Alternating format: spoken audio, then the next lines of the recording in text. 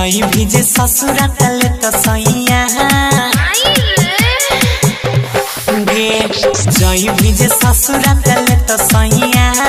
खूब चिलेबे छौड़िया ही दैया जई भीजे ससुरा तले तो सैया खूब चिलेबे छौड़िया ही दैया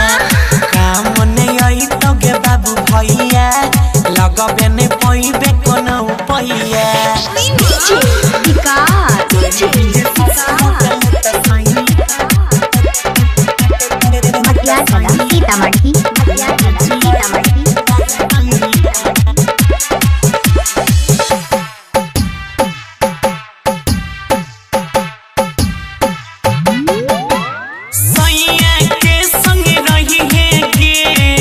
छौड़ी सुन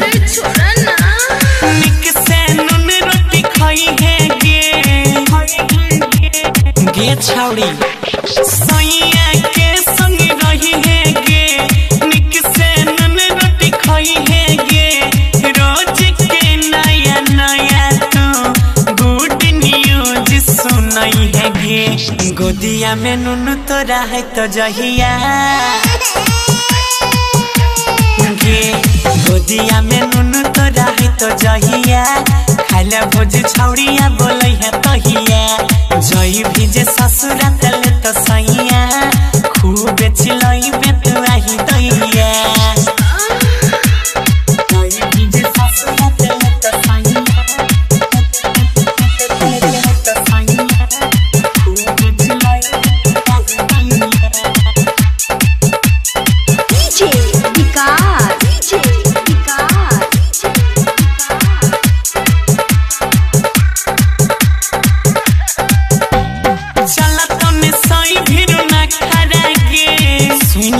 कान खोल के करी हेने लई देने झगड़ा के कुछ नहीं चलता चला तने सही लंग ना खड़ा के करी हेने एको बेरी झगड़ा के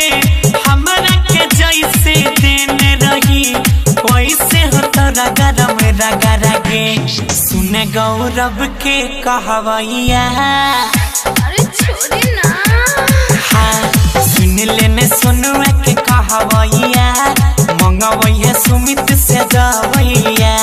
जाओगी जो ससुरा तो लेगा सैया खूब चिल्लाओगे